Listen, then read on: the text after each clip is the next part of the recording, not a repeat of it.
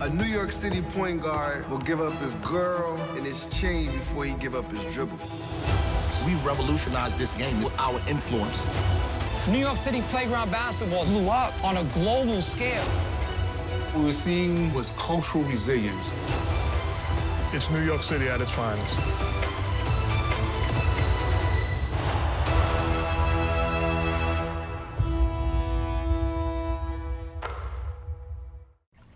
Hey, my man, remember how intense I was when I was in the league? Sure. Now, I'm retired. Got everything on chill mode. Chill mode, Mr. Garnett.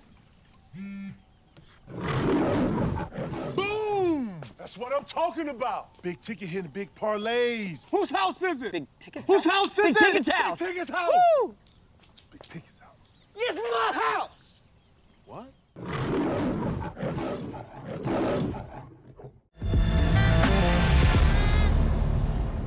So Farragut was always one of the better programs. They always had good players. And Ronnie Fields was an elite player. And now all of a sudden, Farragut gets that guy? Garnett back down yet again, and then that's Fields cleaning up that 1-2 duo. Probably the best in the country right now. The Garnett-Fields combo was unbridled joy at all times on the court. They knew how to play with each other. It could be Ronnie coming down, you think he's gonna dunk off the backboard, and here comes Garnett behind him to slam it home. They wanted to not only beat you, they wanted to put a beating on you and do it with a big smile on their face, having as much fun as they possibly could. And all of a sudden, it wasn't just Farragut fans going to the game. It wasn't just City fans going to the game. You would see people coming from the suburbs, north and south and west, going, I gotta go see these guys play. One of my guys called me recently and say, hey man, after this week we're gonna go back and we're gonna teach these, I say, hey man, pandemic's over. I can touch people now. So I really touch. When he was calling me up, I said, man, I'm not dancing or nothing with nobody for a while. Yeah. Don't call me. What was you on? You were just on pre-COVID? You were just off? No, I was teaching the dance class. I told him, I said, yeah, that's what he doing. He doing stepping classes. I have my own class because of basketball season. Okay. Because, like we had games, I had to cancel class. So I said, you have the class and I'll assist. But I was a person that did this for a while. And what you teaching, Wolf? You teaching the two-step? What you in there teaching? I teach He Chicago actually- Steppers. Yeah, he actually teach this and then go to bingo. Yep. That's what he do. They look at me and say, You going? Yeah, that's what he do. Stop, man. Stop, man. You remember Ronnie, why you? Hey, look, that's his thing. I mean, sure. Documentary. I ain't doing that. We walked out there, you said, hey, Wolf, man, we finna go to the All-Star game, man. What you on? I said, I'm going to bingo. Everybody looked at me like, Yeah, that's what he do. bingo. That's when you getting older, man. What you getting in bingo, dog? What you doing in bingo? What they doing, man? They must be giving out 100,000 or something. What they doing around there in bingo? Old ladies. Oh, you in there? Oh, that's what he on? That's what he on. Look, that's what he on. You in there trying to get somebody, match somebody auntie? You in there trying to get somebody mom? The kids, you got to be 18 and over. You to be playing in the bingo hall and everybody, hey, coach. I'll be like, how you doing? Look, That's what how many cards you play in bingo? 1, That's 2, his 3? hangout. Oh, man, they got computers now. What? 600 cards every time. 6, he playing 6. Yeah, And that's I his. sit there for 2.5 hours. That's his hobby. And that's my hobby. Everybody can look at me like I leave the game and say, hey, gotta go. So how long is bingo, bro? 2.5 hours. 2.5 hours? And then sometimes we play a second session. And we go out at 1:30 in the Hold morning. on, So what I you call mean it- we? What you mean? You got a bingo club? It's a lot of them there. Bingo club. Are you serious? That's what he do. I get He about go all the way, the one he was going to, he all the way outside. He going way over to Melrose Park, Yep. way north. Yep. What's the? I got lost going to the bingo club. By the old racetrack. I drove right past it. Yeah. They said, where you at, coach? I said, I think I'm lost. Hold on, I man. lost going to Hold bingo. on. Yeah, He's one day like- I met him to eat. He was going to bingos across the street. Yep. Yeah. I'm just doing, look. How long you been playing bingo, man? Since I was 18. No, Yeah. man. How long has it been for you on this pattern right here? See, 4 years. 4 years? yeah. Look, I'm trying to figure out my retirement thing. This is my last season. The retirement thing. I'm Yeah, like, going there. What you gonna do when the basketball stop bouncing? Oh my God. So I told my principal, I said, you know what? Next year will be my 40th season. So this is your 40th year of being a coach? I started coaching at Farragut in '83. Dang. Yeah. It's about that time. You got to think, Kevin, man, you've been out of school since 95, well, 95, 96. That's what? So that's been like what? 20-some years, right? Yeah. Dang. So I told the principal, she came to me a couple years ago, and she said, Coach, I need to talk to you. I said, what's up? She said, well, what's your 5-year plan? And I started laughing. And everybody looked at me like, I said, 5-year plan? I said, lady, you lucky if you got 2. I said, in 2 years, I'll be at a point where I'll be full retirement. My son be graduated out of high school. He graduated this year. I said, I don't know. I said, that'll be 40 years. Yeah. I said, don't nobody do this for 40 years. Right. There's nobody in CPS that has coached for 40 years. Wow. The school been open for 128 years. I said, that's 30% of the time the school's been open. I said, I'm good. I'll find something to do. Wow. I told him, I said, that's what I do. I said, I will find, I don't know what it is, but I told him, I'm gonna find something else to do with it. It's about that time. You know, I said, I've been teaching for 35 years, coaching for 40. I can figure it out. What's the state of basketball in Illinois right now? Is it still what we used to know it as? Well, I guess like Wolf, because I'm more in the suburban area with a lot, so it's different now when we recruited and we played. A lot of kids, even when you see how it was, we look to play or go play outside, wherever, right? The difference now is you really got to go find kids that's committed to want to play. Oh, wow. Kids right now play like, you got to go find them to practice or they might just like, I ain't gonna make this game. It's like, ain't no passion there to be. Oh, no, not consistent. Oh, wow. It's not consistent. It ain't no, what is it, sense of I need to be there or accountability to play there? No. I tell people all the time, I said, when you guys were coming up, there was never one day where you guys would miss practice for whatever reason. It's like, these guys, it's almost a regular thing. I don't remember being sore, Ronnie. That's what I'm saying. That's what I'm saying. It's just not the same. And the parents think that every kid is gonna be an NBA player. Yeah. I mean, I've had kids that I've built up, like Ronnie played even as if a they freshman. 4 feet. Right, Ronnie started as a freshman, okay? And he was on the varsity. And everybody was like, he on the varsity as a freshman? Then when they see him play, they say, oh yeah. Oh yeah. Have you seen him? Right. So I've been doing this since I've been coaching. Since I took over as a coach, I've allowed freshmen to play varsity. If they was able to. If they was able to. But it was hard then. For the heck of it. So then I tell them. I'm looking at these guys and I'm building these guys up all the way and they're dedicated. These guys come in, they weren't even the best player in the elementary school, and their parents are telling you they're supposed to be Division I players. You got so-and-so in the NBA. I had one kid that said, I got you in the NBA, so why couldn't I get him in the NBA? I said, no, you got it mixed up. You got it mixed up. I said, you have to understand, he was the #1 player in the country, and he grind. He was Mr. Basketball South Carolina before he even came to Illinois, okay? His name was already out there ringing and whatnot. All I did was give him the opportunity, exposure on that stage to show what he could do with all those people, and I said, I took away the restrictions. He was able to do that. Could you do that? No, you could not. So don't tell me I did not get you in the NBA. I don't have a contract for you to sign. You have to earn that if you want it. These young guys now, the parents are telling me, well, you can't take my kid to the next level, so I'm transferring. He end up in JUCO. And they be horrible. Is that like out of 10 kids, that's what? Oh, now do you look at the percent? That's eight parents? Yes. It's like now, so like. Oh my goodness. The players, also back then, like when we was coaching, like a lot of the power was in the city teams, right? Yep. Guess where they at now? Catholic schools. Oh, you know what I'm seeing growing though? A lot of private tiers. I'm seeing a lot of private schools. Yeah, that's what it is. The Catholic, like now, St. Rita's loaded with players. You get them to go on to St. Rita's, the Bennett's, the Fenwicks, the Notre Dame. So the Chicago West, the Red West ain't what it used to be? No way. What? Where all the talent at? Where's all the talent at? On the west side and the south side, you might have 1 or 2 teams per side. What they created and that's not even enough. Conference.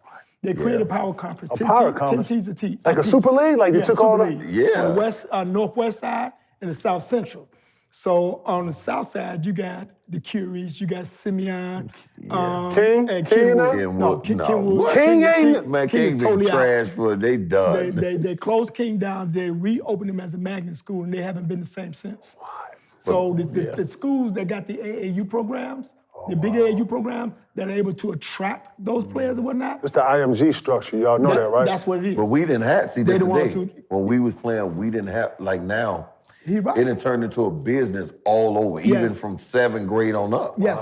I told him, I said, eventually they gonna start paying kids in high school. Yeah. Because it's like, okay, like now when you look in the suburban area, it was never like dominant. If you see the team that played LeBron them, a lot of those kids all, you know, like played together from when they were little. They line up, average height was like 6'6", 6'9", grown together. 6'11". So, you know, when people start seeing like, you know, matter of fact, you had 5 of those kids all going to Division I. Wow. One going to, Their whole team. The whole team. Are they? The suburban kids, they all, that's what I'm trying to say. We never had I that. train a lot of kids in the suburban Right. area, and they already fortunate to have well off, right? But they want it. And they might not be as highly skilled like that, but they want it better than the kids in the city that don't have nothing. That's the thing that boggles our mind. Like, you don't want to go nowhere with this? Hey, have you heard about the KG certified risk-free parlay at BetMGM? Just place a 3-leg parlay on any sport, and if the bet loses, you get your money back in free bets and up to $25. The King of Sportsbooks is where it's at, with live betting, boosted odds specials, and amazing promos all year, no matter what your favorite sport is. Sign up or log into your BetMGM account and opt into the KG certified risk-free parlay today. And that's the thing, you know, about how how we used to get cursed out or we yell or we do. You curse at one of the kids now, boy. They quit on you? They'll take their uniform off and walk out the gym. They shut down. You know, like Oh yeah, they ain't playing. They'll quit basketball in general. They don't. And they won't even come back to the No, gym. they ain't coming back. You call them back, they're not taking No, your they call. coming back. Every kid got a phone, right? Right? Yes, Well, you that's say something exactly crazy. what it is. Listen, That's exactly because what it that's is. when I first got into it. I had to like say, okay, I can't say the things that coaches had said to us. Right. So I had to change that whole strategy, getting to know the kid. You know, like finding out what they like, just kind of, you know, get a beat on them and stuff in terms of how I can go about it. Because back then, with me and you, Wolf can say something to us and other people fall in line, right? And he can coach us that way. Yes. Now you got to coach each kid accordingly, differently. To their liking, right? To their liking. It ain't no more one sound, one voice. And that's everywhere. You even see it in the league now. Yeah, in college, I got to coach this kid much different. I can't say like, you know, if a coach say something to you in the league and the rest gonna fall in. And I'm still No, trying it to ain't bring like that no back. more. I'm still trying to bring that back with our group because, like my captain, he's a kid. I mean, it's so funny. It's like Coach Carter. You know, the Puerto Rican kid. I got a Puerto Rican on the team. First Puerto Rican ever played for Farragut. A guy named Johnson. He's so cold. He's so cold. He a guard? Yeah, he a guard. He nasty. Wow. I mean, but the problem is, you know, he's young. Like he just turned 16 about a month ago, and he do like little young dumb things. And I'm like, I get so frustrated. I said, do you realize that when I told a player to do something, they did it, and that's how we got along? They didn't go out and do their own thing, and then see all the other players, since he's the best player on the team, they're watching him, and they want to do what he do. I said, you my problem. He said, why? I didn't tell him to follow me. I told him, so you Charles Barkley now, right? You didn't ask to be a role model, but they're watching you. So you know they are. Right, and I said, you doing that? I said, you think it's cute? That's not, I said, it makes it hard for me to do what I do, because in this day and age, the stuff that you guys get into and can potentially get into is dangerous. People get killed out there in these streets. That's another thing I was gonna ask y'all, man. The state of Chicago, man. It ain't no structure no more, man. I hear so much other stuff going on, bro. I think what it like back then, and you know, just coming to the city, we had, you know, regardless of how people, you know, portrayed some of the guys on the streets that was leaders or chiefs, they still kept things in order where certain things you don't do. Or structure. Structure where you There's ain't no finna be structure. just shooting old ladies. Facts. You ain't gonna be killing babies. You ain't just finna be running off Kids doing out those here. things. Like, you ain't gonna be doing it now. The thing is, and like I got friends, you know, like, you know, do like work in the city. And I actually, these cops are like, you know, they're talking. What's the problem? It's like, why y'all don't do this? Why y'all do this? Say, Ronnie. And the way it is now is like, they don't want it to be too quiet, but they don't want it to be too noisy. And I say, what you mean by that? That's in terms of like the violence. I say, because she's like, we have them down there jumping on cars, tearing our cars. I say, well, why you want lock them up. He's like, yeah, we got tired of doing that. We take them down there. We call their parents. Parents will be like, all right, I'll come get them tomorrow. They don't care or they don't come get them at all. Wow. So like now they get to a point they just letting them terrorize stuff. Oh, Yeah. Because they can't do nothing. And you can't hold them nowhere because you send them over there to Cook County is already crowded with real criminals. Wow. And these kids out here, and like now, even out in Oak Brook where they never done these snatch and grabs, these kids 13 years old walking in Gucci stores. They carjacking. Carjacking. I'm like, how you know how to drive and you 13? Yeah. They're like, I've been driving. Wow. And the thing about it, and I was, telling them the program I want to put together, a lot of it is just getting a chance like for us. We was able to be in the city, in the suburban area, even playing. So we got a chance to see the both, the good and the bad. So we knew life wasn't just about the bad area. Right, So I told Wolf one time when I got back from playing, I took some Wolf guys out to Lucky Strike Bowling, some of the I kids. remember that, yeah. Come on out, guys, let's bowl. The guys looked out for them. So it's really quiet. So a lot of kids walking out there, in their mind, they couldn't believe, one, there wasn't no violence, there wasn't no noise, there wasn't no yelling. People was just eating. You can relax. And they not realize they're only about 20 minutes from home. Wow. Mm-hmm. But the problem is when you're in an environment so long, and that's all you see and hear around you. That's all you think. It ain't that a kid don't want to change, it's just this is what he see. And if you see it long enough, and you get around the guys that feel they showing you love through the street terminology, a lot of them embrace that because they not getting that consistency from like the love from like the parents in a different way. Yeah. And So what- that's and- what we basically where we at right now with it. What Ronnie's saying, as he's speaking, I'm thinking of that kid I was just talking about, okay? Because we're in the school and you still got the guys who want to be on the game bank, something like that. And as Ronnie said, he's getting love. I mean, he's my best player. And like when you guys went to school, it was always people that wanted to connect with you guys, and people say, well, are Ronnie and Kevin, gangbangers? I said, no, them the fellas. them the fellas. It ain't about that, They showing them love and whatnot because these same guys can't kick it with the mayor. Right. They can't kick it with MJ.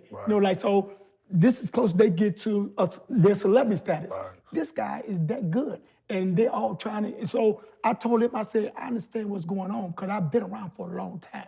I said, but don't get consumed by that. You got to keep your focus and do what I asked you to do because I know, I'm not going to never tell you to disrespect these guys or this, that, and other. But at the same time, don't buy into that nonsense, And I keep in tune with his mother and himself, and I continue to talk to him. He looks at me like most of my players do, like I'm his pops. He got a pops, but he'd be like, all right, Wolfman, all right, well, and I keep telling myself, I got to keep talking to you because I want you to be able to have a chance when this is all said and done. We try to keep him busy, keep him playing, whatever. I told him I don't have the AAU team like some of these other guys, the big A, but we did start AAU team last year. Really? And we keep them going, we keep them moving, keep them playing. They're so happy just to be not sitting around doing nothing. Because if you're not doing nothing, you're gonna find something to do. You're gonna find something to do. Listen, I'll tell you a crazy story about with AAU, with Kendall Gill. So and this is the difference now where, another thing I don't like with Chicago getting a bad rap. If you even look at some of the AAU games and that's been out of town, a lot of cities, and then you look up like, okay, we had a team out of PG and they go beat down the referee. Oh, you seen that on TV? I saw that. Yeah, these guys I'm like, what y'all doing? Y'all just got a bad rap everywhere y'all go. So we getting ready, I think it was my 8th grade team finna play this team, the Wizards. And then Kendall Gills and his son was on the next court. And we didn't know that, how the bracket would shape up. So we planned, and then I see this guy, Puerto Rican guy, and his son was on this team. His son was a pretty good player. But we like a defensive team. I'm like, he's their best player. This is what we need to stop. So as we get ready to coach, it's like the bench right here. So they dad and 3 other dudes just standing there. So I'm like, okay, you gonna stand here this whole time? I'm about to coach. So then he's like, oh, all right, man, sorry. And then from that point, I ain't think nothing about it. But then as we start playing, he's getting on his son, and I'm like, this guy, his dad must don't know ball. We taking away everything his son doing. He getting frustrated, his son. His son trying to carry his team, like, we not allowing it. He their best player, he make everything go. So we end up beating him. You see the dad boiling and his boys boiling. So Kendall and them finna play him next. I get ready to go there and then start coaching my 6th grade team. So Kendall, when he come, he'll sit at the end, and they didn't know exactly who he was. Right. And I really realized his hands is registered. So now he gets on this kid again in this game. It's the thing. Kendall got his son playing with street kids in the city. The other kid was playing with kids that wasn't finna help. Right. Well, that kid and his mom and Kendall's wife got into it in the stands. Oh, wow. This kid run over there and punched Kendall's wife in the mouth. What the heck? So That's now like mom. the dad and his boys there, and Kendall jump up, and like now his son go over there and started helping his mom. So now they going at it. So now this is the craziest thing ever. So now he's like, you ever seen drunk guys just swing and just miss everything? Yeah. I'm sitting there, Kendall like in the Matrix. Man, they swing and they fall at 3 big dudes. They didn't even touch him. Then he grabbed one of them, body slammed him so hard because he knew he couldn't hit one of them. Right. Maybe body slam, choke one of them at him, and then the Undertaker just, grown man, he was doing like that. Oh, the place went up. Wow, that's the state of basketball in Chicago? Oh yeah, they'll mind fighting if they'll fight right away. That's the problem. So that's the black court. That's the outside too. That's the black tops. Yes. No, we don't even go outside and play. They break this. Nobody hoop outside no more. Oh no. That's the funniest thing in the world. Yeah, you go outside and play. They're renovating Farragut right now. They got millions of dollars they threw into the gym. To the place. We did the outside football field, the roof, the air conditioning, everything. So the principal comes to me and say, they're gonna put a court on the outside. No. She said they're gonna put a court on the outside. Put no court out there. We'd like your input on that. So I'm looking at her like, where? Playing out there. Right. Ain't nobody going out there in that area to play no basketball. Because the problem in Chicago is they don't care nothing about nobody or nothing. Oh, wow. I don't know too many people that play on the outside anymore. You can put it out there if you want to. Wow. But ain't none of my guys playing out there. And Yeah, I they doubt ain't if going out anybody there. goes out there because you could be out there walking the dog. You're gonna get a chalk mark for the person walking the dog, everything. It's like for no reason. You could be out there enjoying yourself on a It's nice like- It's not got really bad over there like that in Farragut now? No, just in Chicago. Just in Chicago, It and could be it's a like- beautiful day. You out in the park, they shoot the park up. They did that in 4th of July I parade just saw that. I saw that. out in the I saw suburb. that. And this was a well-to-do suburb. I saw that. And I was just up there, because Rick, Steve, all of them, I was up there the 3rd. And then it's the thing, the crazy part about that situation, it just like heightens, because it's like, oh man, it hit in Highland Park. Highland I Park. saw that. That's probably one of them. That's like that's the the Beverly. Byrd That's Center. like the Beverly Hills of Yeah, Illinois. like I I try said, to tell it's like somebody. the Bulls practice right out there. 4th of July parade. Yeah. 10 minutes into the parade, this fool just starts shooting. 100 pounds. He's only 100 pounds 70 soaking rounds. wet. He just got off. And like I told him, I said, I cannot. I was just telling Esther yesterday. I dropped him off yesterday, and I said, I said, look at Millennium Park. He's still on Michigan Avenue. I was looking at him, I said, it's a beautiful day. This, that. I said, I wouldn't even feel comfortable going to Buckingham Fountain. Just Oh no, they gonna relaxing. get they pick their time. This is the thing too with social media. What the kids do now, Yeah, that's true. they get on and tell where they gonna meet, and they coming from all over. And that's go there, they gonna tell that night, that's where they going. And I asked my kids, I said, they call it trending. They're gonna trend the park, or they're gonna trend this, they're gonna trend that. And I asked my kids, if you know that they're showing up for nonsense, why would you show up? They just not found the 5 kids, the 5 young men that killed the rapper FC Duck. They just found them now. Oh, wow. They knew, but they just found him. They killed him just, well, I'm thinking it was one of the clothing store downtown, in the middle of downtown. Right. Like, in the middle of the day. he was trying, they didn't even care who the people shopping. Right. He, instead of him staying in, he gonna come out. And they all just sitting there letting them up like something in a movie. The thing is like now these kids have got to a point where, along with all the street drugs, all the things these kids taking, they might get to a point where they not realizing, once it's all said and done, the damage they causing. The reality part's over there. It don't hit them till later. And then a lot of them, they want to just go to jail to hang out with their friends anyway. Is that the mindset? That's what Yeah, we're doing now? And that's why it's to a point where, you know, they want to change a lot of different laws, and they should. Right. But like you said, it's, you know, having a black mayor in there right now, and it seems like having a black mayor in there is worse in the city. Wow. Who's the best basketball player in Illinois right now? Oh, the one JJ had was that Kanye took. Who? Donda got somebody? Yeah, the one JJ, he was like, Kanye came in and took him. What you mean took him? He ain't there no more. He was with one of the Urbans. Yep. Kanye came in. With Kenwood. With Kenwood, Well, he went to Nazio school, right? School, yeah. Really? Yep, exactly. Yeah. So I know, you know, I live out in California, and what we see more now in Florida also is that kids will come from North Carolina, South Carolina, Atlanta. Matter of fact, Atlanta got a couple academies that people go to now, and they do what the Tracy McGrady did. I don't know if you remember this, but after you graduate, you can go to like through a prep school for 2 years. Yeah, that's what they doing now. Ain't nobody going to college, ain't nobody going straight up. That's over with. Ain't nobody doing JUCO, none of that shit no more. Motherfuckers staying home now, getting homeschooled now, then come out like it's a whole bunch of declassifications now, dog. Like I'm trying to keep up with it, you know? It's all in change. I got a 13-year-old, Latrell. He's supposed to start varsity for me, okay, next year. They've been trying to get, when he goes and travels, they're talking about, you can come out here and you can reclassify. He's 13. What are you talking about? Reclassified? They don't care. Yeah, they don't care. That's what I'm saying. And they're saying... And there's more AAU teams doing this, right? Yes. Boy, there's so many AAU teams. They asked his father how much. And his father looking at them like... Yeah, that's the move. Are you serious? That's how, and I say, man, a lot of these fathers selling their stuff. kids under you know, understanding and all this other stuff, man. That's the real business and reality. That's basically what it is. It's a business because like now, even if you, trust me, they're gonna find whoever got some of the best players.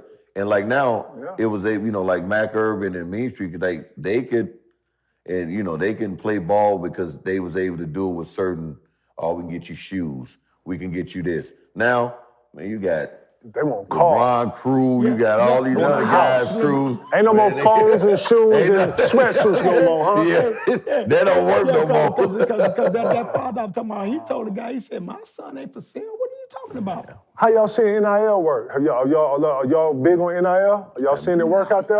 Like I said. It's working out here, bro. It's gonna work everywhere. It's like, the thing about this, the pandemic, less people working, people trying to figure out how in the world people living in, you got in Chicago and in big businesses, hiring all over. So people wondering like, how in the world people surviving and not even going to work? Right.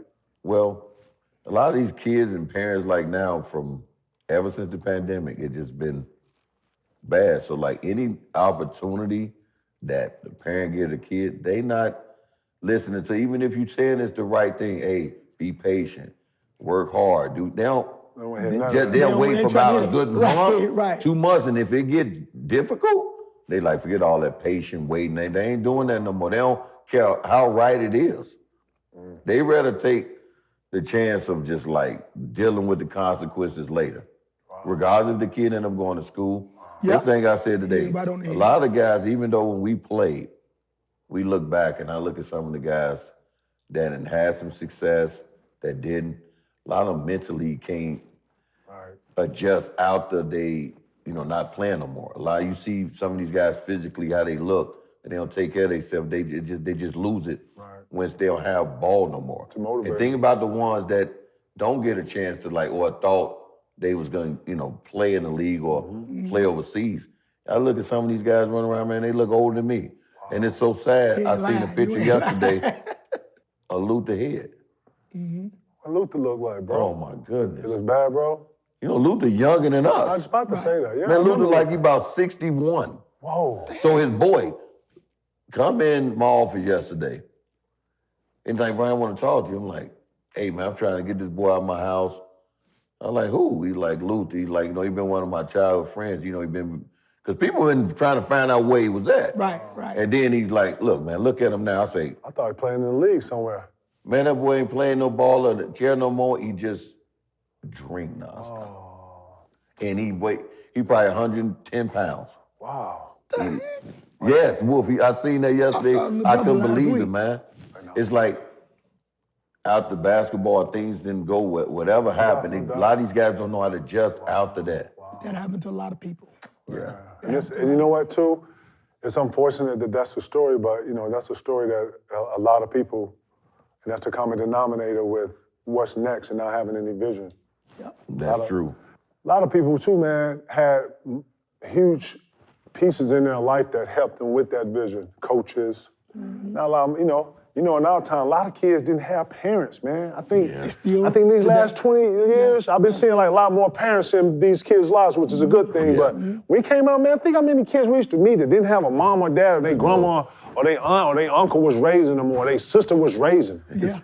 Yeah. Like when we played the game, think about this, and I say this now, we sold out crowds, but it wasn't a lot of our family there. No, it wasn't. It was But then you go to the suburban area. All they family there. Grandma, great-grandma. Everybody showed up. Everybody out here. We was going places, they shut down the town. Remember? Because that was huge. Yeah, I remember that. We come up in there and everything be shut down. They going to the game. They going to the game. We're like, But see, the community would support. This is the thing. We had a community support because of what we did and brought to the table. Yeah. But there wasn't like saying like, our dads. It wasn't like out in the suburban area. Those kids, even though they like, all right, they gonna get straight A's, they gonna play 3 sports, they still gonna work hard, they still gonna support them. Even the kid don't even get on the bench. They got their whole family. Parents leave from work, still get there to the games. And it's packed, even if the kid don't get on the floor. In the city, we look in the crowd. You ain't got no parents. You ain't got nobody in there. They friends, maybe their girlfriend, baby mama, all that. That would be a huge exception. That's definitely, for parents to be there, we talk about it all the time. That's the part. I got a whole team, and I got 2 parents there that show up every game. That's the problem. That's what I said. 2 parents. I can't even name nobody up our team that had parents. I ain't never met nobody, Frank parents, nobody. None of the Hispanic kids either.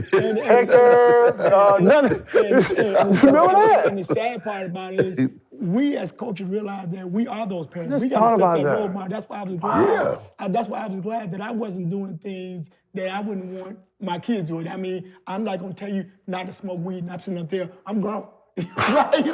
Like, okay, I am grown, but then you do realize that these kids are looking at you for their guidance. And I never did that type of stuff. But let me ask y'all this, man, because Wolf, you kept us, when I say and I talk to my audience about us, me and you, Ronnie, and Wolf, when I explained Chicago, I don't really remember a bunch of downtime I had. Either we was in Lombard, and Ronnie used to wake up every morning playing Johnny Gill, My, Iron and Clothes. I miss those days. It made me hate My. Every time I heard My. Remember that time he was Listen, but I think about we didn't have any time. We played. Listen, real shit. We played from sun up to sundown. We didn't play in Farragut. We was playing at the Roosevelt with Jamil. Then we get Ronnie go out south to play at Kenny King. Kenny King. Then we go to Mars Center. And then we had LeClaire Courts. Then we probably get something to eat because Holland in right there. Then we, when did we have time for anything? We didn't, but see, that's the thing. And then on top of that, we used to, and then have to avoid so many other distractions. You're talking about the streets now. You're talking about every day. Lombard, 16. Ridgeway, Mars Center. Man. Look, to this day, we do the same exact thing, okay? Like I said, one of my former players, Emmanuel, comes back from playing ball in Mexico. He played 12 years. He said his son finna go into high school. You know what? I'm finna give it up and whatnot, and grab my son, raise my son, because he graduated, finna go to high school. He said, okay, whoop, I'm back. I said, all right, cool, I need some help. So he came in and did. So you bring some older players that play for you back into the. Okay, exactly. So you still let the old guys practice? Oh yeah. Yes. So he said, everybody don't know, still can play. Wolf used to let all the old alumni who played against us in Farragut, which was really like grown gangster men that was like real tough. Like these was like security, bodyguards. These guys was like, they was our security and bodyguards. I think about it, but they was out here playing, practicing with us. I was like, this how y'all play? Like, this how we get ready. Yeah, right. Yeah. I was like, okay, all right, So when he came back, he said, man, Wolf, he said, you need some help. I said, I definitely need some help. So he came in and did his thing, and I looked And I said, he said, the stuff that you did for us, I'm gonna continue to make sure we do that. So he said, you need to get the AAU team. So he said, we ain't got sponsorship because we don't have Nike sponsorship anymore. He said, we ain't got sponsorship. I'm still gonna put together a team. So we put together a team and everything, and starting to look good. Guys start feeling a little bit better about themselves. We keep them going. Like this past week, we played 11 games in like 5 days. And like That's you said, how it used to be, though. That's what I'm saying. That's how it used to be. Nowadays, that Champagne Summer Tournament, we played like 50 games in 4 days. I have a flashback of those days. And then after that, in between, we take them to Old Corral or whatever, get something to eat. Everybody sitting there, giving them that camaraderie. And he said, this way Wolf used to do for us. This way Wolf used to do for us. That's why we thought we was all brothers, and that's what it is. I never saw anybody else's parents. I saw your mom a couple times. I never see Maurice's mom. I saw Frank. I never seen none of our teammates. That's what I'm saying, because it was like, it was just like, we brought people from everywhere. And that was why we like just focusing on the court, but we had people supporting us across from damn near, I think, Indiana and Wisconsin. Even when we go to home run in, I remember our principal, Mr. Garrett, would bring the guys. G-Man, we say, okay, we win 8 games in a row. He said, because we won 27 straight games. They said, he said, hey man, take everybody home run in. So we go to home run in and said, well, what do the spectator bus? That was huge for us, He said, what do the spectator bus? He said, spectator bus can go too. He said, spectator bus can go too. We like you said, a big community, big old family. We sitting up there laughing and joking, and it was like magic. It was like magic, it wasn't normal in terms of what we was able to accomplish, and it's still, you even see it now. Right. With like a lot of good players that came up, but it's just still not the same. And here comes, right at the right time, this team from Farragut with Kevin Garnett that brought fascination back. Farragut became Showtime. Williams, put it up, get it out of there, says Garnett. Washington, jam foul by Kevin Garnett. Oh, baby! What Farragut brought to Chicago that year was never anything like that before. There was nowhere that we went that wasn't sold out. They were scalping tickets. Tickets cost $5. People pay $50 for a ticket. Well, you two are quite the combination, Kevin Garnett and Ronnie Fields. We took over the next act in Chicago. It wasn't baseball, it wasn't the Bears, and it wasn't hockey. It was the Bulls, then it was Farragut. Kevin Garnett was one of the toughest kids I'd been around. Nobody intimidated him. And as that senior year here in Chicago rolled on, the crowds got bigger and bigger and bigger to where it was like the Beatles were coming in. And none of that affected him. He fed off that energy. It was my first time feeling like a rock star. I never experienced basketball on this level, going through schools. We would win, come to school next day, and it would be like a parent rally, like nobody in class, everybody cheering, high-fiving, and niggas forgot about fighting. Everybody forgot about their set and forgot about their gang, and it was Farragut against everybody. Even when we had like great players that come on like Derek and Jabari and Jaleel, the crowds would never ever get like that again. No. You know what, too? And I like to say this in the midst of the leadership, even though I was part of the leadership. I followed Ronnie's guide in him knowing the streets and knowing the neighborhoods, knowing the chiefs, knowing everybody and how every neighborhood worked. And guess what? We policed ourselves. We had Jamil, we had Black, Black and Jamil were wild. You know what I'm saying? And they didn't really want to hear too much. Black was from the village, so, he had a whole way of how he was thinking. And when we got together, I like to think that everybody put that to the side. Well, I think, like I tell people this, with, what set the tone, and I was learning that early, was when you came in, and even like what people didn't know how it would work. We probably was like the first duel to even try that. Right. And then the fact that it was a success of like, hey, when people was like, well, y'all got 2 Mr. Basketball. I'm like, yeah, he gonna win it. I'm gonna win it next year. He graduated. And he don't even understand that me and Dude are very opposite. That's what made us work. You know what I'm saying? Until we hopped on the floor, I felt like we was very, very similar. Yeah, and that's why we like for us the leadership and like to show that 2 people at our caliber can play together and win. It was like I followed this lead because, like I say, he was the senior, you know. Even though I was there, but I knew, like, all right, hey, he the senior, so I follow you. And then after that, like, I started learning a little bit more because, like, for me, I love basketball just like Kevin, but Kevin, like, he can talk about it in his sleep. I was hitting him with shoes. One time he was in there sleeping, I'm throwing shoes at him. He get mad. He still talk about basketball. Fields interview take 1.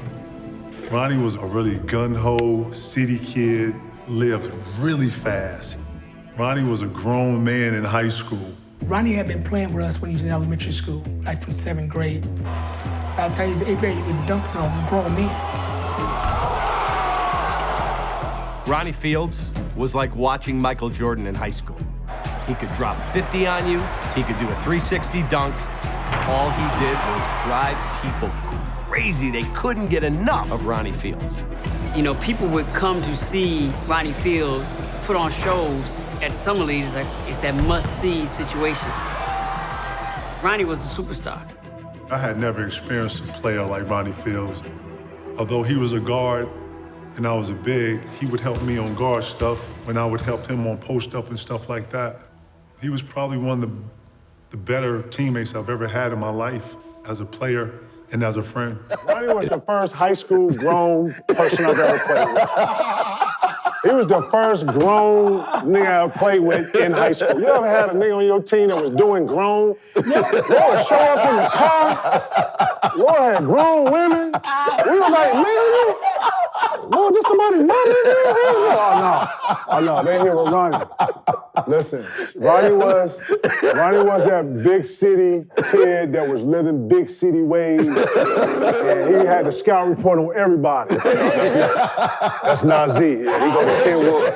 He blocked everybody's shots. Yeah, he can't really move though, bro. He ain't got no, you know what I'm saying, word. Oh yeah, that's such and such. Yeah, that's Marcel. Yeah, that's little Jimmy. That's like I can always look for you to give me the play on everywhere we was at. You know what?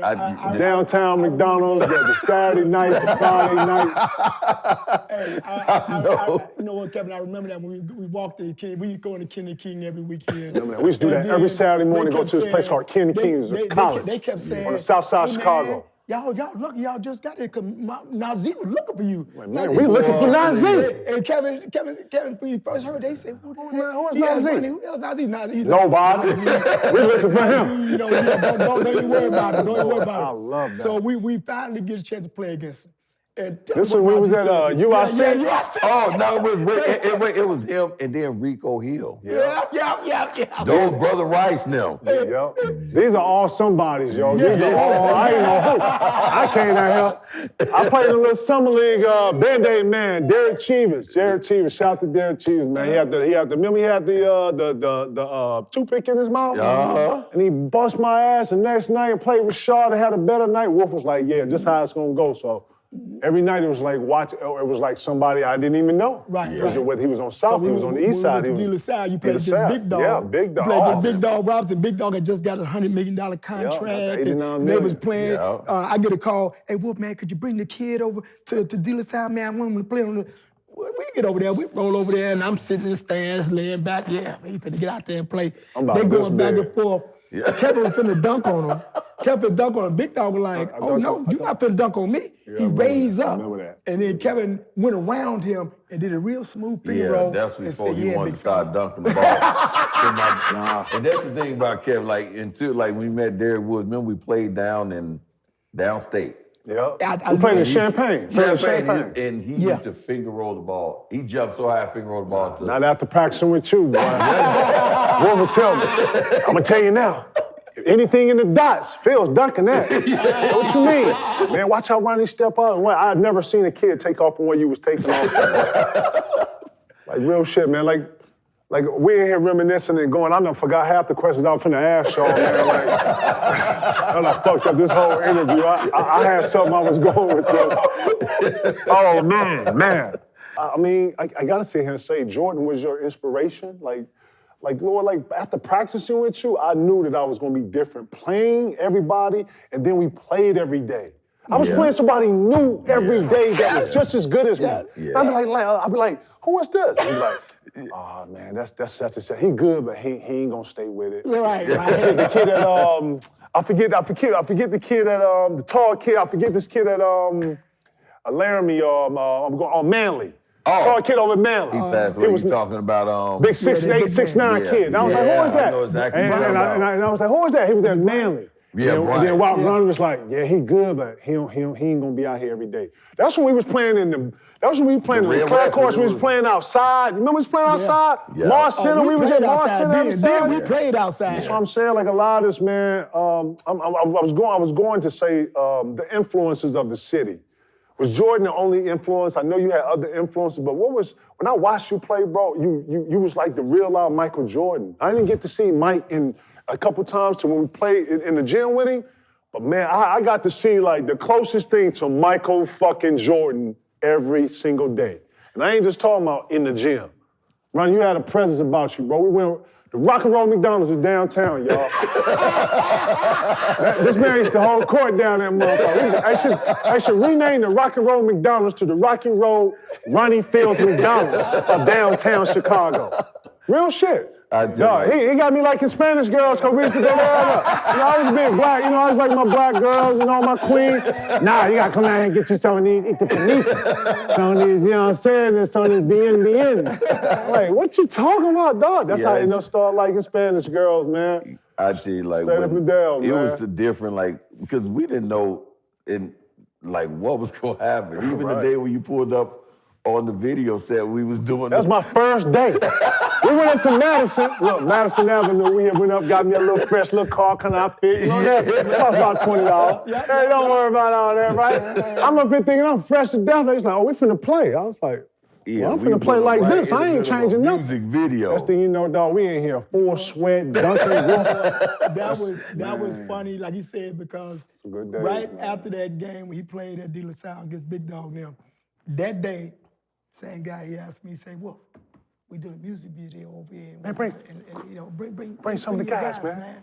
So this we had Kiki with us too, remember? Yeah. So I pull up, and they're on outside court.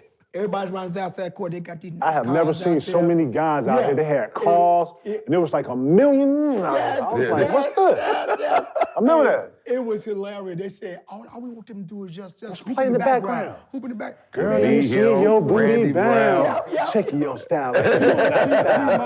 And then Ronnie and I playing against some guys, and then the guys start getting serious. Yeah, in the middle of in the middle of the video. So Ferris take off, boom, dunk on. I was like, now we dunk. That look real, yo. That look. Oh yeah, I forgot we was in the video. Yeah, Wiggy Wow. Remember that? I remember that. I tell you one that thing. was funny, man. This is the thing with Kevin. I tell you, like when I knew he was different, and I never forget this game. And I tell people about the story today. Was when I got in foul trouble at Westerhouse. Oh, that was sick, dog. That's when your party started. I was sick. That shit right there. That's when I knew you got it. I was mad as Chicago mentality. Was I mad at him? Yeah. I got to the bench like, man, you got I was on the I was on the bench. I couldn't do nothing. He's like, man, I ain't know you were gonna call that shit. We still So he had 3 fouls in the first half, and then you know how players be like, come on, man, leave me out there. I'm good. Yeah, Wolf, when he put me back in. They shoot a free throw. He jumps over somebody's back and get forward. I'm like, are you serious? I just looked. I went over there with my head down, and I looked as the game kept going on. He cut you out the whole walk. He cut you out the whole walk. Because that was a close game. So he was going back and forth, man. And that was right before even getting to halftime, so I'm watching it. Yep. This is when I was like, I got caught in my mind of like, when I started seeing you was different, when it was just like, okay, he got it. Because playing up here at first, you wouldn't be as aggressive. After that game, that's when I was watching that game, I say, oh shit, that changed the whole dynamic moving forward. Garnett has withstood the pressure many times this season. The best example may have been the last meeting between Farragut and Westinghouse, when Ronnie Fields fouled out and Garnett was less than 100%. He came into the game, he had a flu. He was asking for aspirin before the game even started. He was dizzy, you know, said he was lightheaded. And I looked and said, you can't be lightheaded now, big fella, you know. The Westinghouse climbed up his back, they pushed him, they did everything. Man, he was like a warrior that night. Garnett wound up scoring 39 big ones that game. The question is then, how do you stop him? You can't. Well, I didn't understand the magnitude of Westinghouse. I think I was walking into something and I was like, Yeah. and Wolf was like, they got them Kandati. You know, they had their own feeling about Kandati, right? And I didn't understand none of it until we went up to Madison one day without you. Right. Me, Ronnie, Kiki, Jamil, we was up there and we saw J-Rock. Yeah. And look, man, shout to little J-Rock, little Jimmy Sanders, man, one of the coldest, man. Yeah. Straight up, man. Little Jay was a cold kid, dog. He was talking cold cash shit.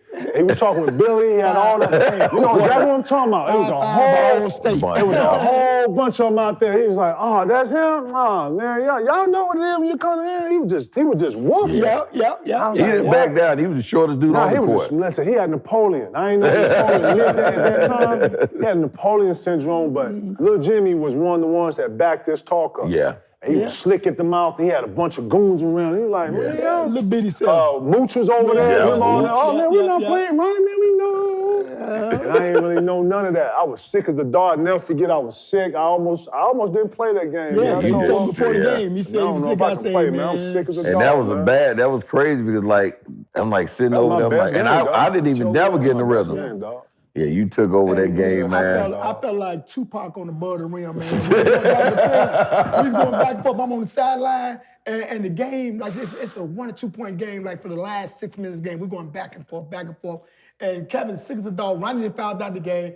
Kevin finally get hit. He calling every play for me. Kevin, five. I'm like, God damn. They hanging on your arms, legs. I was just like, look, I'm over on the bench jumping up and down.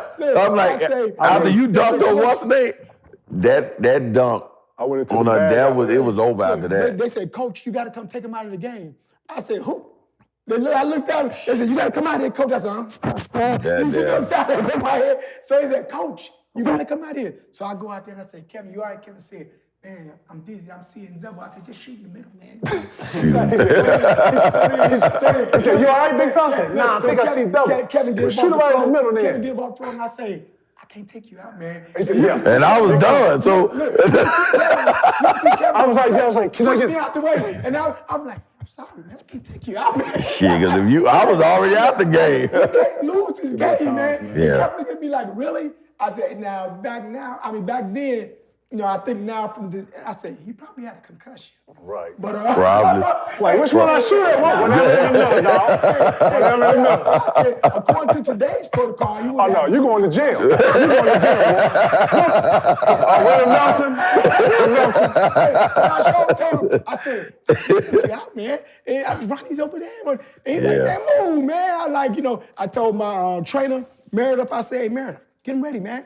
Meredith, like a cut doctor. He got the water. Got him going. He said, Wolfie ready. That game saved our undefeated. Because we would have lost. Yeah, that saved our undefeated conference. Yeah, that game. Trying to kill us, dog. He was scared. He had 30-some points. He shoot floaters and everything. Kept trying to get it. And he doing everything. And I'm like, and that's the thing, he wasn't fast. He was just shifty. He was super. Yeah.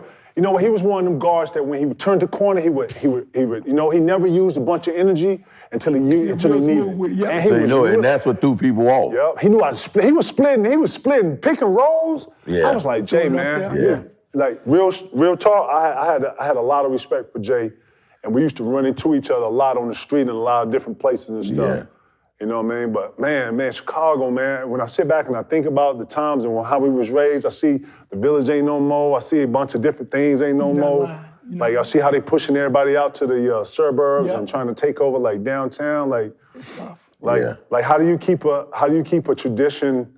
How do you keep a traditional way and way and where things are moving so much? Man, you know? What I try to continue to do, man, I keep relying on you guys, my past and the people that I've had through the years, and them know that. Okay. You know, I'm one of those old school kind of guys. I don't like to take shortcuts, and it's a certain way you do things. I mean, I raised every kid as though they were my own kid. That's dope. And I just say, you know what? I mean, as old school as I am, all the stuff that they're doing, they're out there trying to steal players and do this, that, and the other, and cut all these corners. I cannot do that. I cannot allow you guys to do that. I still do study hall to this day. Oh, wow. And they're like, study hall? Oh, yeah, you got to go to study hall. I remember Ronnie didn't go to study hall. Right. And we could play the tournament champions. And I benched him. And Ashley said, what are you doing? You're benching Ronnie Fields. Are you serious, Wolf? You're going to be laughed out of this league. You're a fucking coward. You're a coward. Listen, I'm not going for that. You need to put him out in the game. And I looked at Ashley like, who can't do that? I'm the head coach. He said, I do what I want. You're doing too much, man. I said, this is my team, man. I said, that's Ronnie Fields. You don't bench Ronnie Fields. I said, he didn't come to study hall. So they like, study hall. I said, okay, I compromised. He can play the second half of every game. Okay, that's my compromise. I would sit above the court in my seat. And we finally got a team that was pretty good. And they was weakness. And every time they score basket, everybody would look up and I'm like, yeah. Soon he put him in the game. All hell broke loose. Fields mad at him. You sitting on there like, you sitting in here like this. Whoa. That's what they was doing. And then Wolf would do this. Wolf would be coaching, and then he'll slide down somewhere where he couldn't hear. Wolf. And then he'll be watching the game like this, like he really into the game. Like, hey, two things. And that motherfucker ain't even coaching, dog. You ain't shit, dog. You ain't shit. So I tell him, I said, that's just the way it is. I said, if they had to do it, I mean, the same lessons that I had used with you guys, I'm teaching young guys. I said, 2 days ago, I told a kid they were shooting a whole bunch of threes. I said, let me explain something to you. I had a kid, you might know him, Ronnie Fields. Right. I said, he's Mr. Basketball in Illinois, and he had a rule. I don't care how many threes you take. If you miss three-point shots, I need you to go inside. You shoot like 60% inside. You jumping over everybody throwing the ball in the basket. Work on your game. I said, but after three, you don't shoot no more. Just go for the twos. So Ronnie had a game. He had 40-something points. Might have had 50 because he had a few 50-point games. He was out there doing everything, and everybody like, oh my God, oh look at this guy, oh he's incredible. He's like Jordan. So Ronnie shoots a three, and I'm like, cool. And then he missed it. I said, that's one. So nobody knew what that meant. Petty ass. You so fucking petty ass. He gonna give me a 3-shot minimum. So he come down, he do a nice. Look, he probably over there knowing him. He stepped back and missed. I said, Ronnie. That's three. That's two. That thing going boom. So then Ronnie looked at me when I said three. He started smiling. Did you see? You know what he's talking about? Yeah, like these some good looks. Right. So Keep y'all want me to go to the basket. The ball would rattle and come out. See, a score would say that. So when he shot his 4-foot, I say, so Ronnie looked at me like, I got like 48 points. Yeah, and this was so crazy. I knew I had to prove I'm like, all right. They was like, well, Ronnie don't shoot jumps. I'm like, I can shoot jump shots. They used to say that. To read the shit, I'm just blowing past you so fast. Because you know in the Red West, they didn't sag off. They was picking up 94 feet. So I'm like, how you want me to shoot a fucking jump shot? He picking me up at half court. You got to go right by. Let me ask you this. In your elite camp and the stuff that you teach, are you taking some of the things that Wolf implemented on us and actually put them into your own things? Man, you know what I was just saying, like I had to balance that, but also when I bring up when I bring up what Wolf did to us, me and you in terms of like the discipline aspect. And I say, man, shoot, Wolf would tell me and Kevin, go sit our ass down. The looks in their eyes, like, your coach, I say, yeah, y'all got to understand. And, in this team game, you can't make one player bigger than the other. We had a system. So it'd be like, if say, for instance, if like, say, whatever, Fernando is one of the better players on the team, and then he doing things that, he shouldn't do, even though he knows he's the better player, and then I treat him different. The rest of you guys gonna look at this in a different way. So when you use guys that played at the highest level and got a chance to be teammates, when you break these conversations down, a lot of them love to hear those stories and be like, damn, for real? I'm like, yeah. Like, it's not all what you think. Being one of the best players, it's a lot of stuff that comes with it. You don't just get success overnight. A lot of this stuff takes work, time, focus, and dedication. The problem is, A lot of these kids impatient. They want instant coffee. They like, if they ain't getting that. That's it. That's it. I seen like now, you like, oh, well, you can see, I seen kids in the middle of a game take the uniform off, see one of the other friends playing on another team, walk over there on the court and put their uniform on and start playing. What you mean? What? Oh, yeah. Like, that's crazy. Yeah. That's insane. Yeah, they don't, I'm telling you, so That's insane. these guys are still players in the middle of an AAU tournament. And a lot So of if you times, got a lot of parents teams in the support place and they got their friends over there playing. Yeah. I seen like, man, coach is like, you know what, you done, you out, or they getting blown out.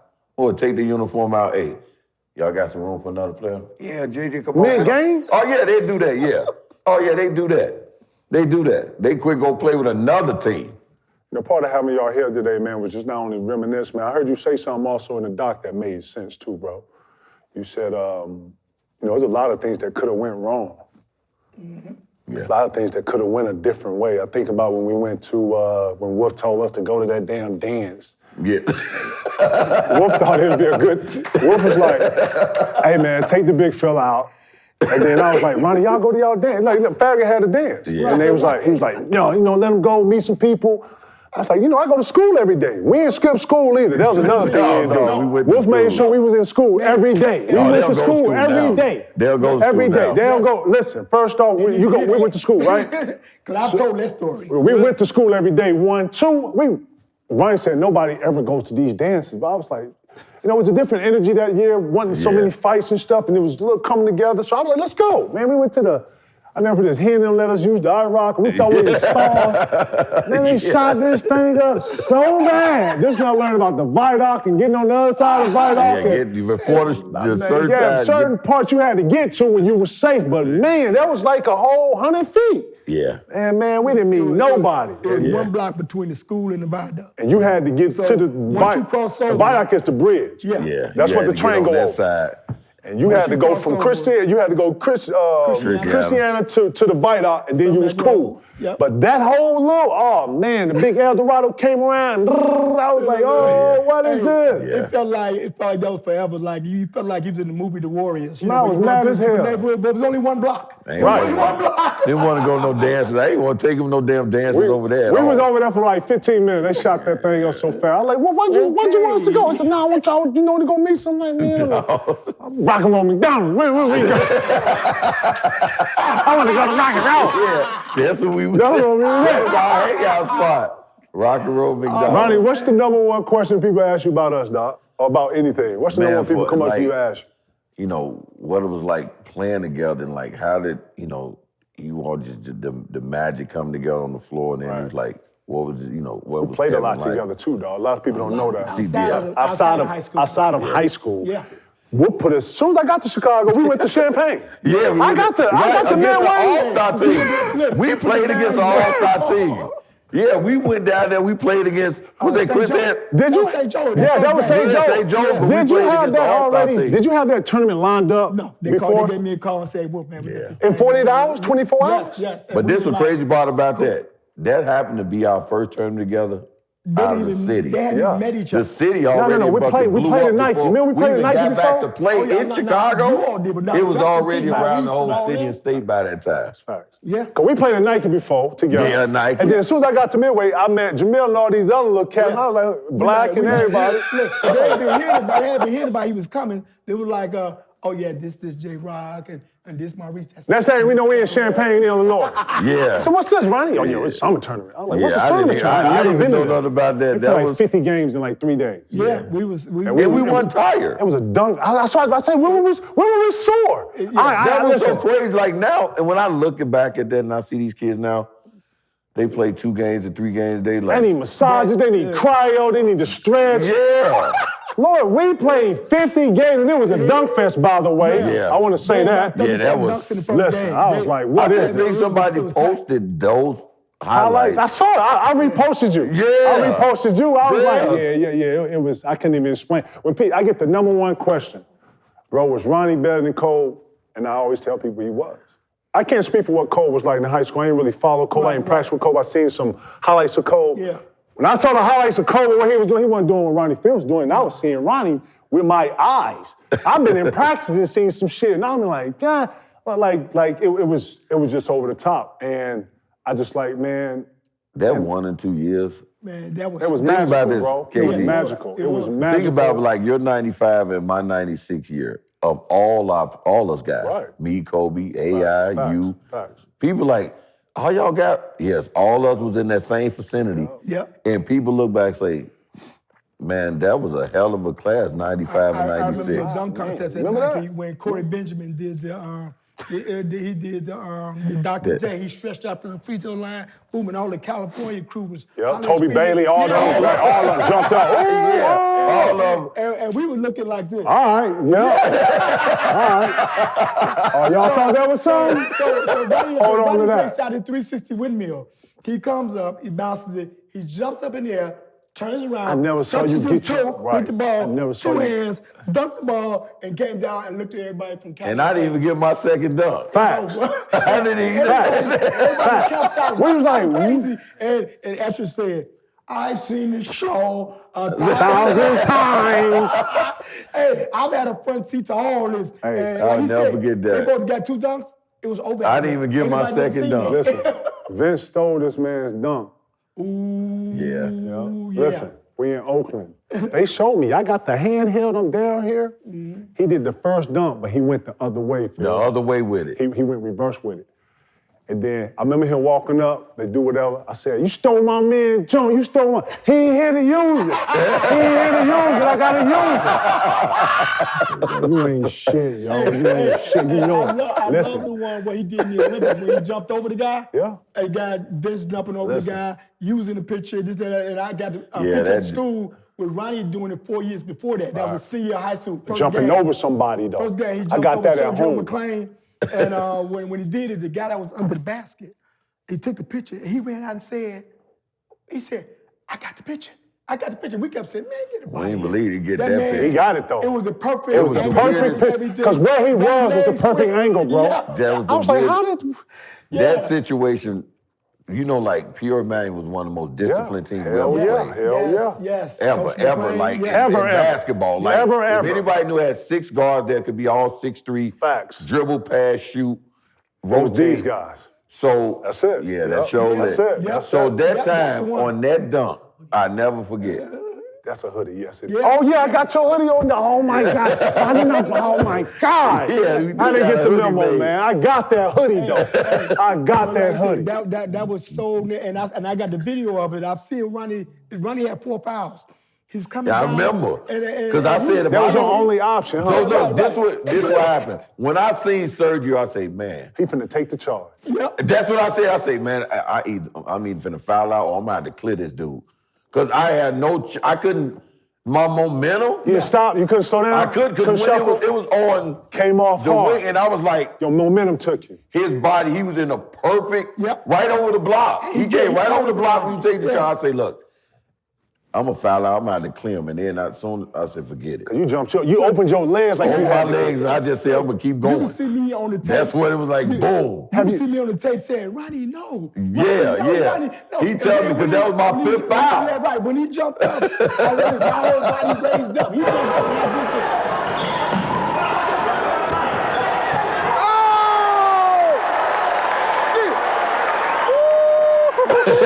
Yeah. He ran down the court. The crowd hesitated, and they said, Yeah, that one was like the only thing I seen. I seen them perfect. Like their rotation was perfect. And I say, Sergio, he was there. Yeah. And I'm like, man, I'm about to foul out. Sergio McClain's son was like, you the one jumped over my dad. I was down there to speak at David Booth Classic, his camp. Oh wow. His son wouldn't even talk to me.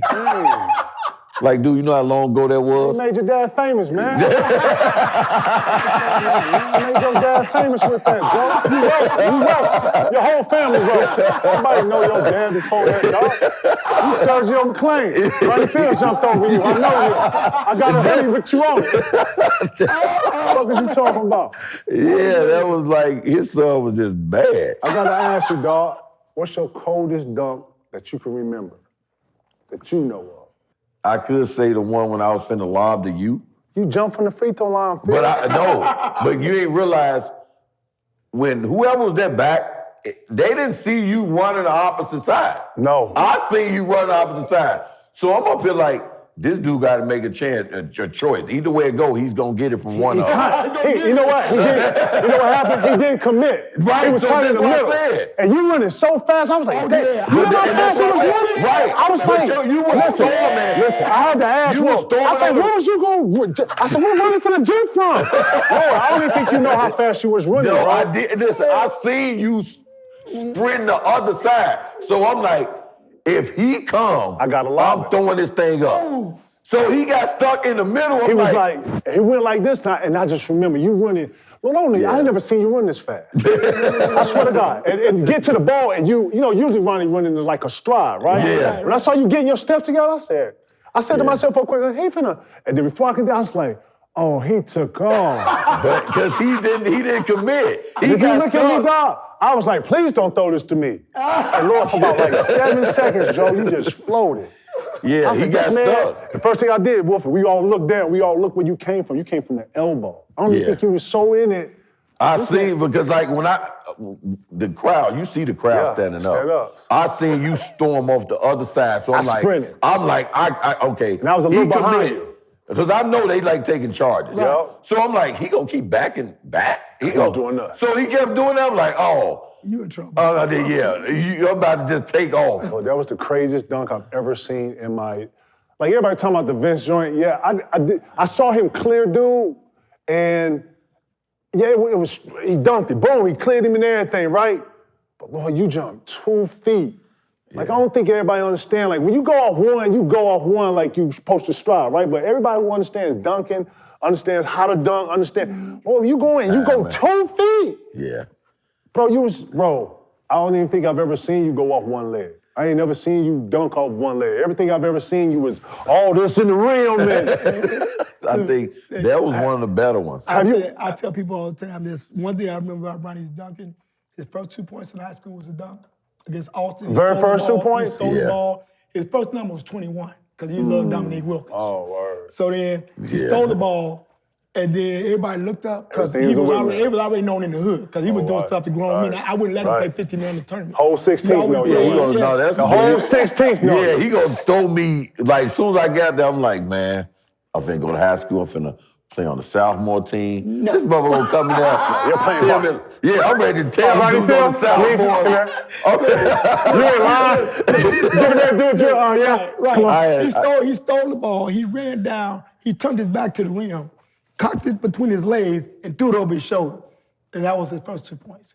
His last 2 points, right before his accident, we played against Manly. I jumped over Watson and had 45 points. We were stalling the ball. I jumped over their just in there a center. year ago, 2-1. I jumped over their He did that center. 360 windmill at the end of the game. We kept stalling. Somebody cut him off. We was going back and forth. Guy jumped out. He spent around. Okay. He went, did 360 windmill, 2 hands, and then the horn went, he said, y'all go home.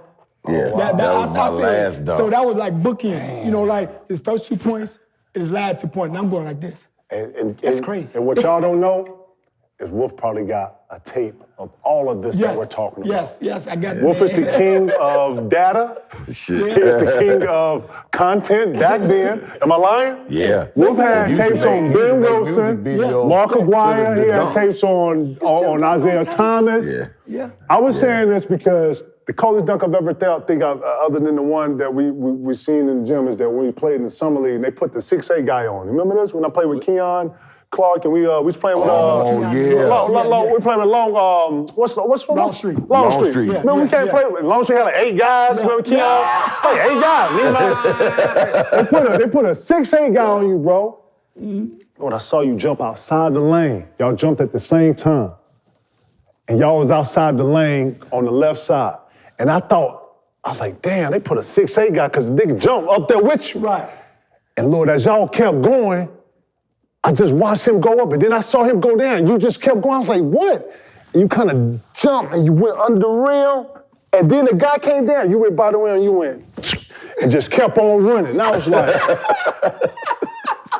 and I just kept on running. I got back, and I used to be on the phone call Bug. You know, I used to call my nigga Bug back home, like, yo. I just seen Ronnie do, man, like, I said, man, Ronnie Fields, man. Ronnie Fields, the coldest nigga I've ever seen in my life. I saw him block. Like I thought you was on drugs. Oh, you remember that? You remember that? Yeah, he tried to. And the guy standing around like, what the hell? It was Ronnie. Ronnie got the ball going the other way with it. He like, Yeah, I think that where was. they do that at, man? I mean, Not only that, man, you was one of, and you know, I done been in the league. Sam Cassell, Spreewell. I'm thinking about all my friends, you know, Chauncey. My of all time, favorite teammate, Ronnie Fields. Good person, great guy, great dude, gives a fuck. Gonna always tell you like it is. You always told me A1 shit. We'll never know. No, we ain't going. No, he ain't going over there. No. What's calling down there? No, we know them BDs, know the gun. No, we ain't going. No, we know them CVRs. No, we over here. We on. And then we all ran it like that, bro. I thank you for that, bro. I think the biggest thing, like learned, like playing with you was when we won in '95. The thing is, you taught me how to win with a team and carry a team. Yeah, because we used to get Jamil involved, get Frank involved. Exactly. So it was so crucial, and Wolf know this as well. When you left and it was me there, I got so much noise. What I want to be able to do, because what we dominated. Because they was playing boxing ones with you. Man, they was doing a bunch of boxing ones. It was to a point, it was like a point to prove, but like, from that 95 year, like just watching and how you went about it and then leadership, it prepared me more for my senior year. To lead them, to lead those guys, because people like, oh, Kevin going, y'all done. Now, because y'all still had Black, y'all still had Jamil. Yeah, but they weren't looking at them like that. No, I get it. They was just like. But Black, I used to take, shout to Mike Wright, man, rest in peace, man, my little brother, man. Black used to always be intuitive to how do I get better. Yep. Man, have your hands ready. Yeah. And the stuff that I used to try to teach Kiki, who didn't want to really be there, Mike would soak all that up. And he was he did. Mike soaked it all up. Mike wanted the bump, he wanted the air. Mike, Ronnie's going to pound you, Mike. You better get off and under there. He used to always keep it moving, but I thought Mike was good enough to be around me so that if Ronnie needed that sidekick, he was there. And then Jamil was just a natural, want to be in it. He was a natural lobber, guy, he understood. I think about all those players, man, and how it helped all our progression and how we all got better with each other, man. Mike practicing with you, I mean, you used to. Yeah, you helped Mike. Man, you be hitting him with the. And the passes. Look at me like, hey, dead. You're not gonna call that? I said, I haven't seen that. Mike catch it on the left hand.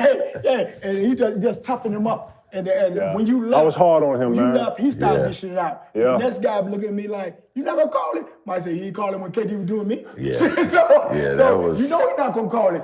And every other team was like, Coach, tell him to ease up. He don't know nothing but one gear. That's the way he played. My guy, I mean, you got to get with it. I wanted to play again when he was in New York. I see him sitting on the bench like, boy, you gonna get off the bench, get out here? You gonna get out here and get some of that? Only you. Oh, you know, if I get out there, you know it is, right? I know it's gonna be like old times, young fella. You know it is. You know who taught you, right? You know, right? Stop it, dog. Like, when I did the documentary, man, talk to me a little bit about how the process was for you guys and then going back seeing it. What was that for y'all?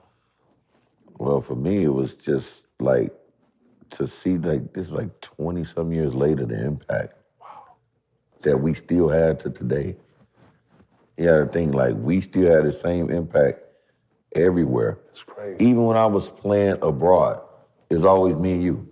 Other countries, that's everywhere, and that's still, certain times things fade.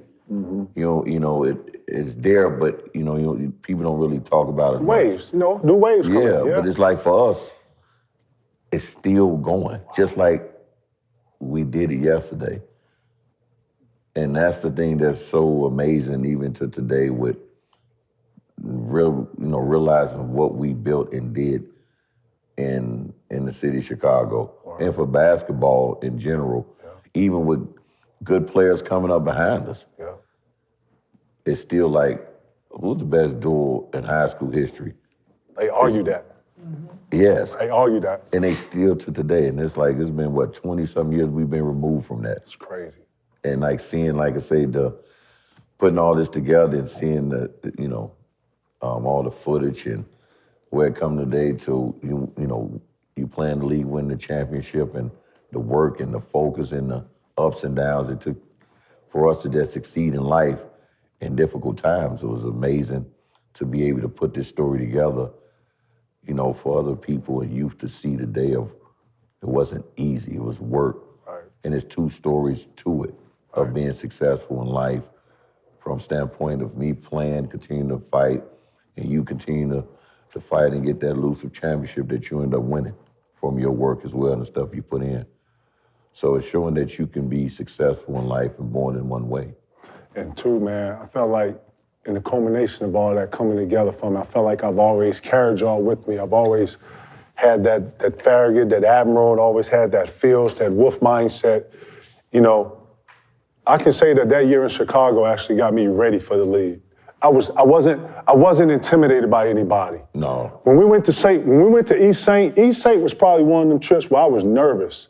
I was like, and I looked up and I saw all the SAs that came with us, and I saw all the Farragut came with us, and I saw the whole 16 come with us. Yeah, and then we got to East St. And East St had like 5'7" footers. Remember they had like 3 7 footers? Yeah, we bust their ass. Lord, I'm just trying to say that in that times, bro, it built me for the league, and I would be someplace random. I would probably be in Montana getting ready to play a preseason game against the Milwaukee Bucks and something, and some of those small towns would bring me back to the Champagnes, to the Danvilles, to those little tournaments where you're supposed to be suffocating and nervous out here.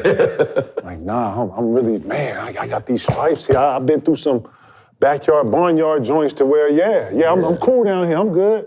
Yeah. But believe it or not, man, I carried y'all in my spirit no matter where we went.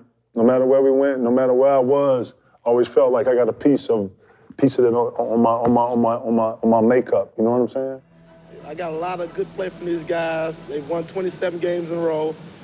We haven't lost since November. Hey, Coach, before you go, can you throw a basket in the hoop? Me? Yeah. Just throw one in the hoop.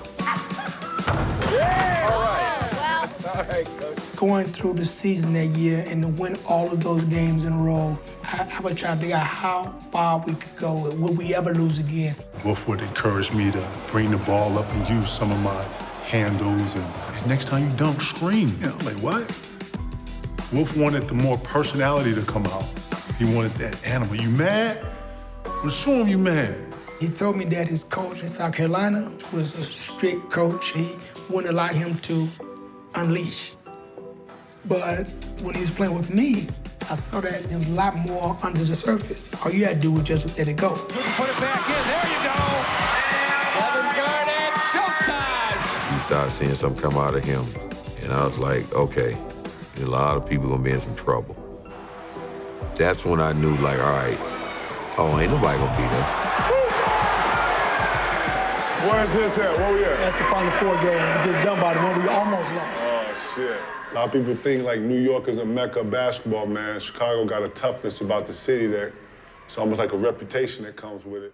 When you gave me that phone call and you said you wanted to do something, you wanted to do a documentary, you wanted to put the piece together, you wanted to come back to the school, and I couldn't have been the most proud person in the world. I said, you know what, this should be nice because I know you know what I got, because we were laughing. I said, why you call me? He said, yeah, you know you got that footage. He said, you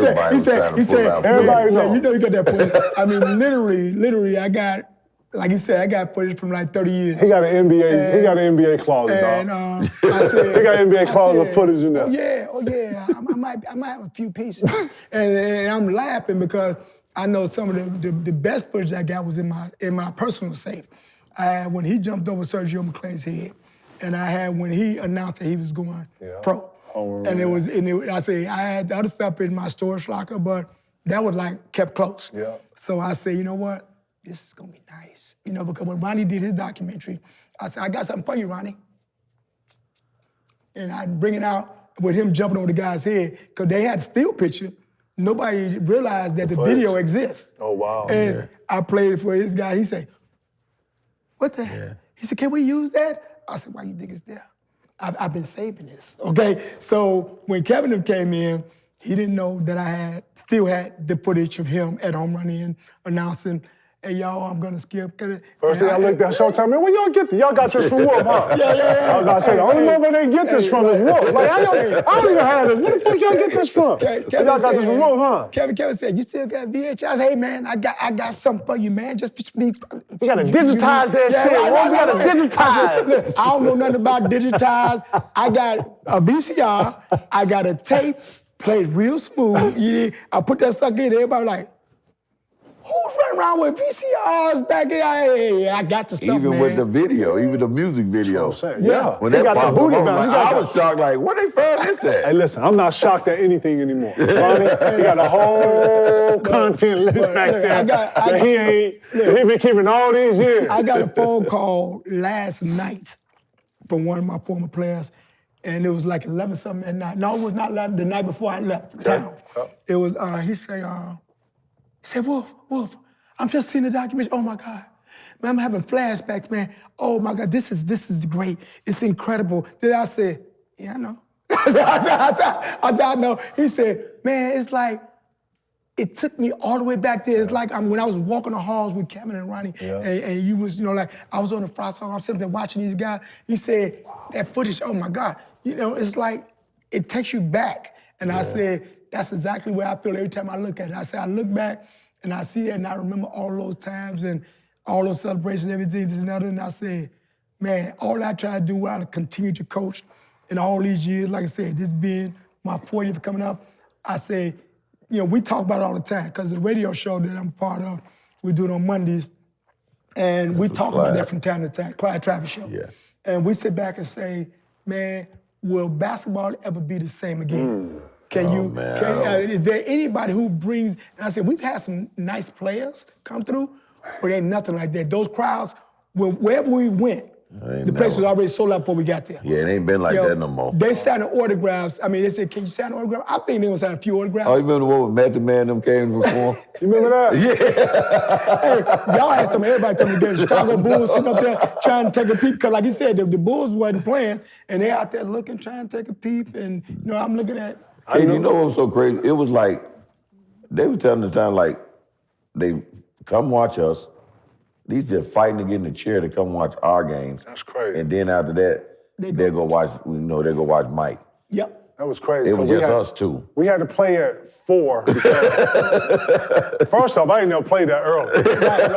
We got to play like 2:30 games at 4 o'clock. You can't be out here at night. I was like, what? I had never heard of that. You got to play at 4 in the afternoon. Right. Like, school out. That's regular. Maybe a nap or a banana or something like that. Yeah.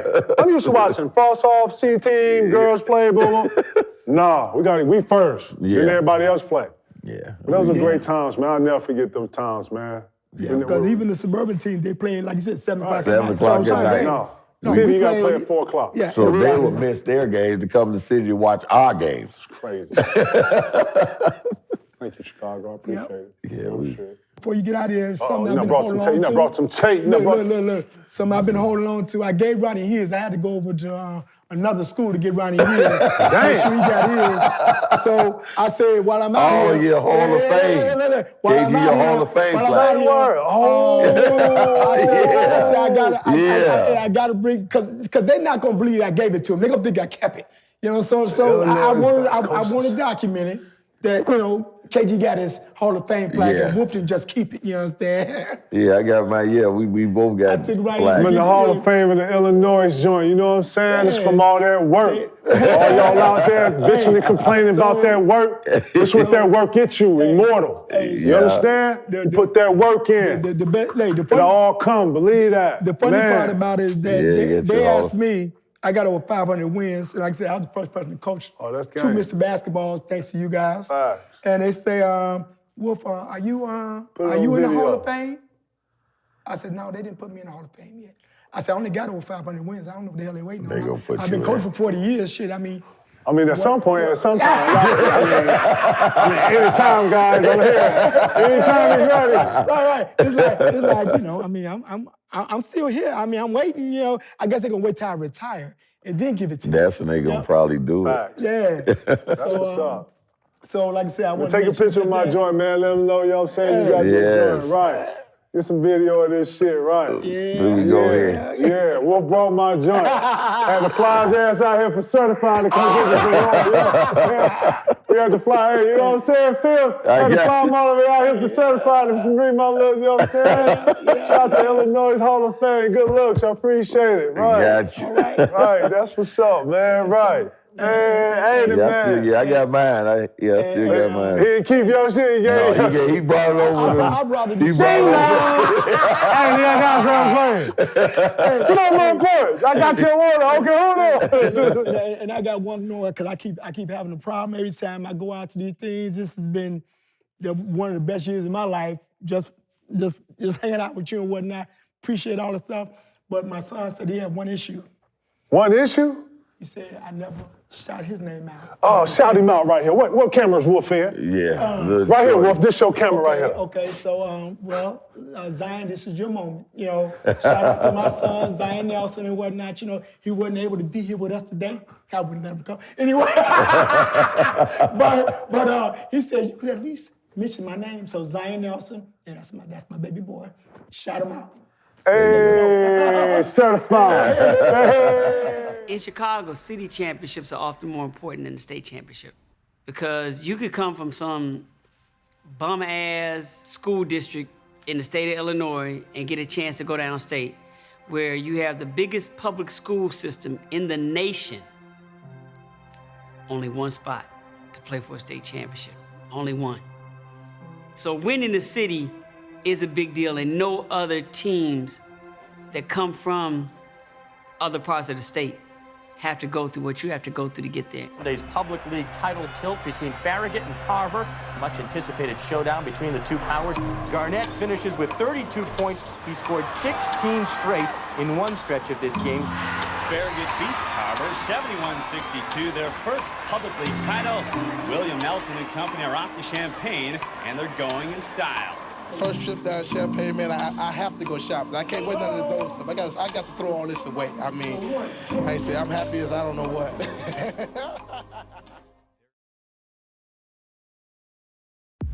You're pathetic. Can you sing anything? From New York, John McEnroe. I was #1 in the world and such an unbelievable high. Why does it not feel that amazing? I would dwell on tennis matches when I could have been a better dad. You always hear, do whatever it takes to win, at any cost. Is it all worth it?